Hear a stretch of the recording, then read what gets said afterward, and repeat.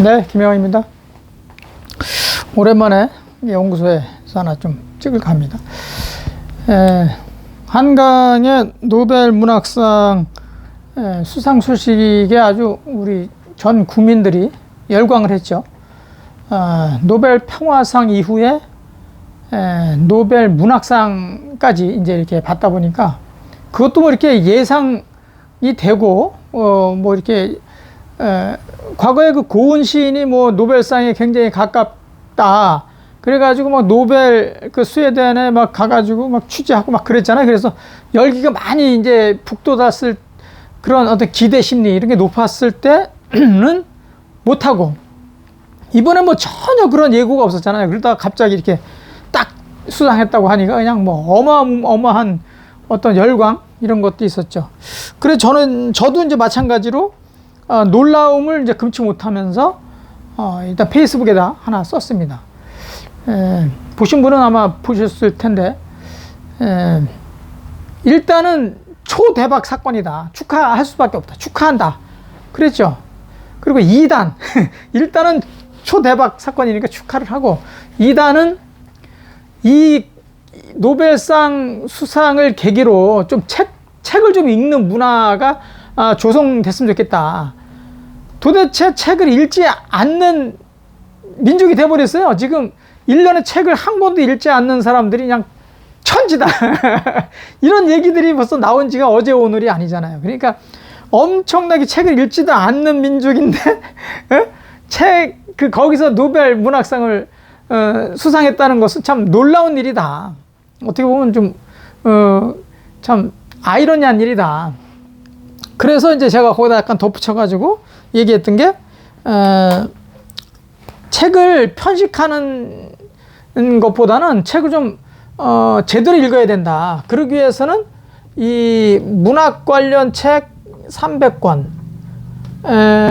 역사 관련된 책 200권, 철학 관련된 책 100권 이렇게 이제 읽어야 문학 관련된 책, 역사 관련된 책, 철학 관련된 책 이렇게 읽어야 그러니까 철학이 여기 있는 거죠. 철학이 그 다음에 사학, 역사학, 그 다음에 문학 이렇게 있으면 이게 피라미드 구조가 되어 있는 거거든요. 그래서 이 문학 300, 역사학 200, 철학 100 이렇게 하면 이제 세상을 이제 볼 수 있는 통찰할 수 있는 힘이 생긴다.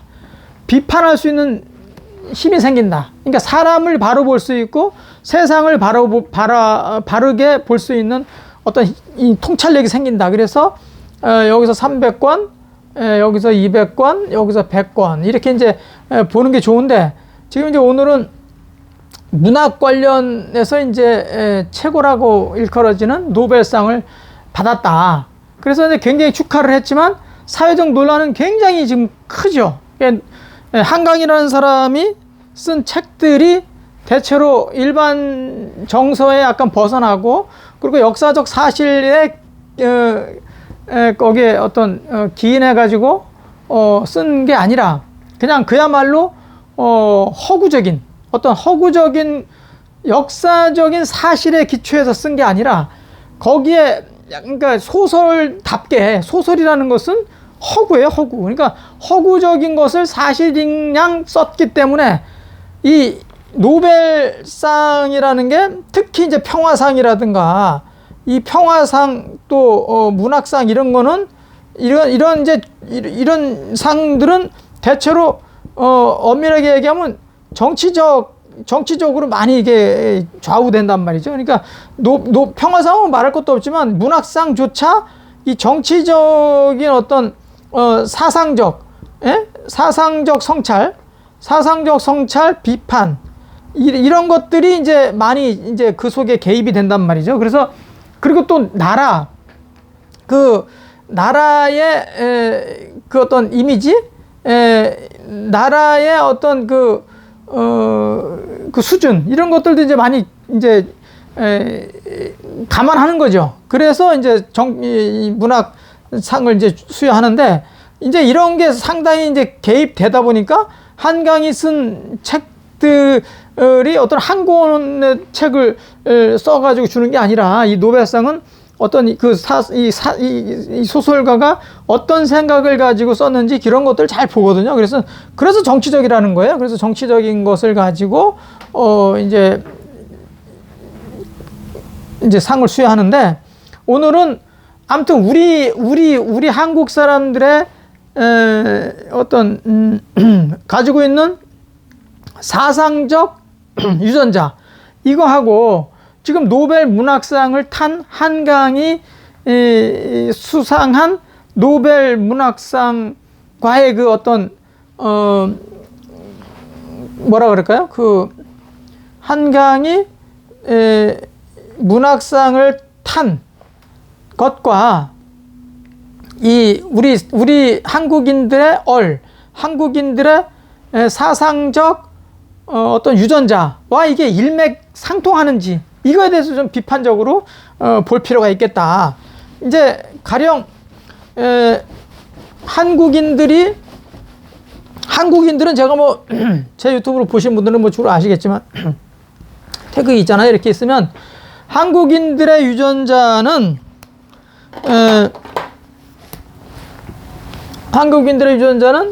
이렇게 흐리나 이거,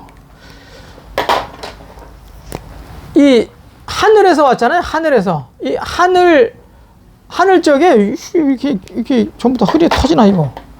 하늘에서 온 사람들이에요. 그래서 하늘에서 왔기 때문에 하늘로 돌아가는 거죠. 그래서 이제 돌아가면 하늘로 갔다. 그래서 우리가 누가 이제 돌아가셨다 그러면 하늘에서 우리를 이제 지켜보고 계신다, 이렇게 생각을 하잖아요. 중국 사람들 같은 경우는 땅에서 온 사람들이에요. 땅에서 온 사람들. 그래서 이제 그 땅이 이렇게 누를 황자 써서 이게 황색을 좋아하는 거죠. 그래서 이게 오방으로 볼 때는 이제 이 황을 이제 땅의 중심이라 그래서 중국이라는 게 이게 가운데 나라잖아요. 이 가운데 나라. 그러니까 중국의 가운데가 황이다. 이게 땅에서 나왔다. 그래서 땅에서 온 사람이기 때문에 땅에서 잠깐 왔다가 다시 땅으로 가는 거예요. 그러니까 우리 한국 사람들은 하늘에서 온 사람들이고, 그래서 하늘을 지향하는 사람들이고, 이 중국 사람들은 땅으로 이제 지향하는 사람들이고, 물질적인 사람들이고, 우리 한국 사람들은 정신적인 사람들.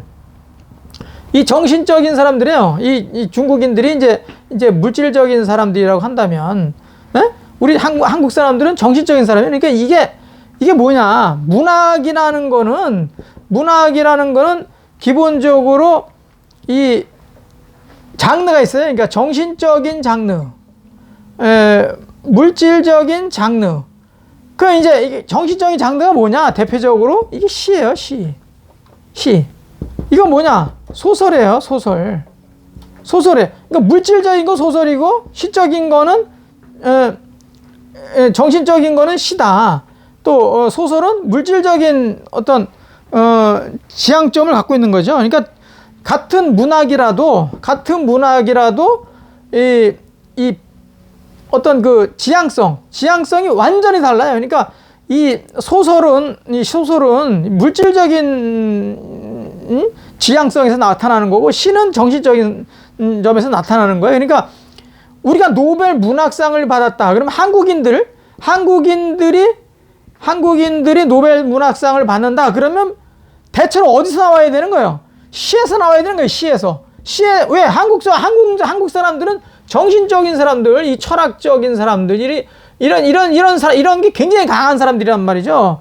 우리는 물질적인 사람들이 아니에요. 우리 한국 사람들이. 그래서 한국 사람들이 돈 많은 사람들은 막 이게 존중하고 뭐 이렇게 존경하고 그러지 않아요. 정신적으로 아주 맑고 밝은 사람들을 존중하지, 이 물질적으로 막 돈이 엄청나게 사람 많이 벌었다, 이거 그냥 겉으로 그냥 아유 그 많이 벌었네 뭐 그런 거지, 살기가 좀 편하겠다 이런 정도 생각하는 거지. 그 사람 뭐 위대하다, 뭡니까 이건희 아들 그 이재용이 그렇게 뭐 대단하게 봅니까? 우리나라 제일 부자라고? 그렇지 않잖아요. 우리나라 사람들은 하늘에서 온 사람들이기 때문에 하늘을 지향한다고. 그러니까 이거는 시야, 시. 에? 여기는 소설이고, 이 소설은 물질적인 사람들이에요. 그러니까 소설을 쓰는 사람들은 쓰다가 이게 뭐를 생각해? 이게 쓰다가 이게 좀 책이 안 팔릴 것 같다는 뭐가 나와? 이게 구라가 나오는 거예요. 가짜. 이게 막 소설 쓰는 거예요. 그래서 소설이라고 하는 거예요. 그게 허구가 나오는 거야, 허구. 그래서 이제 우리 뭐 쉽게 얘기할 때 구라다, 구라. 그 구라가 들어가는 게 소설이에요. 그러니까 이게 한강이 소설을 썼잖아, 소설을 제대로 썼지, 소설을. 어? 여기 뭐 5.18, 5.18 관련된 거, 제주 4.3 이런 게 사실은 다 이게 민감하고, 그리고 이게 역사적으로 사실은 시간이 더 필요해요. 역사적 사건. 지금 4.3 같은 건 겨우 다 거의 드러났고, 그 다음에 5.18도 이게 지금의 역사에서는 이게 참 논하기가 좀 어려운 부분이 있어요. 5.18 같은 경우는. 그래서 시간이 조금 더 지나가면 재평가가 있을 거다, 재평가. 그러면 이런 지금 민감한 것들을 가지고 소설을 썼잖아, 어쨌든. 그래서 이게 역사적인 게 아니란 말이죠. 역사적인 게 아니요. 이런 걸 썼기 때문에 노벨위원회에서는 이제 문학상을 어쨌든 뭐 이게 정치적인 거고, 그다음에 아무튼 아까 말씀드렸으니까 자꾸 뭐 중언부언할 필요는 없고, 이게 지금 물질적인 거란 말이에요. 소설이라는 거는 이게 지금 문학상이라는 게 이 한강이라는 사람이 이 소설 주류가 소설 아니야, 소설. 그러니까 소설이 우리나라 사람들은 정신이 강하기 때문에 우리나라 사람들이 문학상을 탄다 그러면 시인이 이 시인이 수상을 해야 이게 사실은 정상인 거예요, 정상. 시인이 타의 정상인데, 이 시인들의 말을 노벨상 위원회에다가 이거 번역을 해가지고 감동시킬 수 있는 재능들이 없는 거예요. 이거 그러니까 번역가들이 그 정도. 소설은 그나마 이제 뭐 말을 많이 엮어가지고 이렇게 풀어서 쓰니까 그나마 이제 어필이 됐는데, 우리나라 사람 정서는 시인이 돼야 되는데, 시인이 이게 정상적으로 타야 되는데 지금 소설가가 됐잖아. 소설가가 됐다는 건 그만큼 우리나라 사람들이 지금 물질에 완전히 타락했다는 게 지금 타락. 이 타락의 증거다. 노벨 구라상을 받은 거예요, 말하자면. 우리가 원래 이 소설가들이 타면 안 되는 거예요.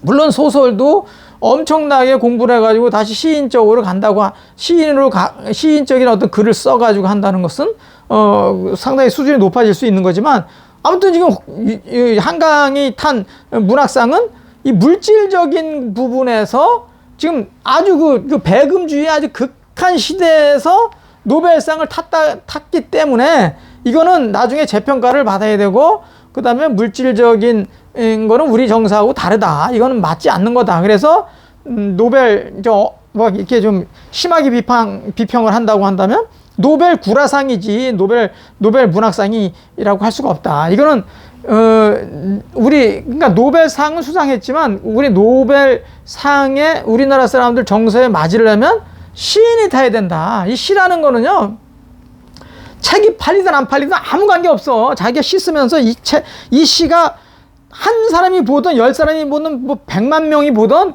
그거 신경 안 쓰고 그냥 자기 생각 그대로, 그게 정신적인데 부합하는 거예요. 물질적인 사람들의 소설가들은 쓰다가 자기 생각을 거기다 넣었을 때, 자기 오리지널 맑고 밝은 정신을 거기다 썼을 때 도저히 딱딱해갖고 안 읽지 않을 것 같다. 이거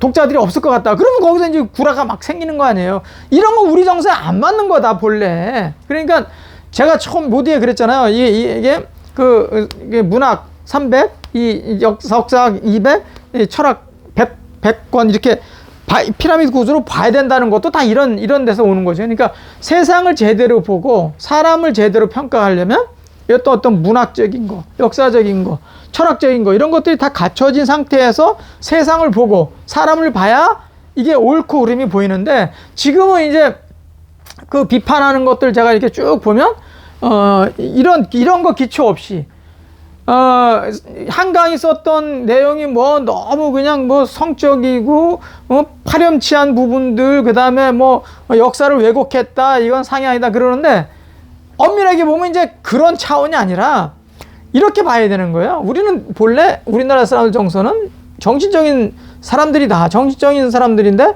왜 물질적으로 지향하는 소설가가 이게 문학상을 수상하냐. 이게 이제 이런 데에서 우리가 다시 한번 좀 봐야 된다는 거, 비판적으로 봐야 된다는 거고, 지금 세상이 한강이 지금 잘못됐다는 게 아니라 한강은 세상의 어떤 흐름, 어떤 그런 패러다임을 잘 아주 유효적절하게 잘 활용한 사람 중에 하나예요, 그냥. 그러니까 지금 물질이 무지하게 극해가지고 천하의 자본주의가 아주 악패로 흐르는 것들을 교묘하게 지금 잘 활용을 했다. 활용을 했고, 또 우리 마침 한국이라는 어떤 K 컬처, 한국의 문화가 지금 굉장히 지금 뜨고 있잖아요. 이런 문화와 잘 결합이 돼가지고 서양 사람들의 눈에 이게 딱 들게. 지금 한국이라는 나라가 어마어마한 지금 정신적인 나라가 어떤 물질적인 향유를 통해서 끌고 올라가고 있는데 이런 것들을 한강이라는 소설가가 잘 그거를 아주 그냥 그 문학적인 어떤 그 감수성을 잘 끌어다가 5.18과 4.3이라는 것까지 살짝 그냥 교묘하게 끌고 와가지고 사람들의 이목을 집중시킨 결과 문학상을 수상한 것이다. 이렇게 보는 것이 타당하다. 그러니까 우리 한국 사람들의 정서, 유전자는 시인이 정말 맑고 밝은 정신을 지향하는 이런 사람들이 노벨상을 받았을 때 진정 논란 없이 한국인들이 거기에 공감하고 또 문학적 어떤 감수성을 계속 끌어올리고 이끌어갈 수 있다라고 이제 저는 볼 수 있다 이렇게 생각을 합니다. 오늘 조금 비판적으로 봤는데 철학자는 비판 정신이 없으면 또 존재 이유가 없잖아요. 그러니까 좀 너그럽게 이해해 주시면서 봐주셨으면 좋겠습니다. 마치도록 하겠습니다. 고맙습니다.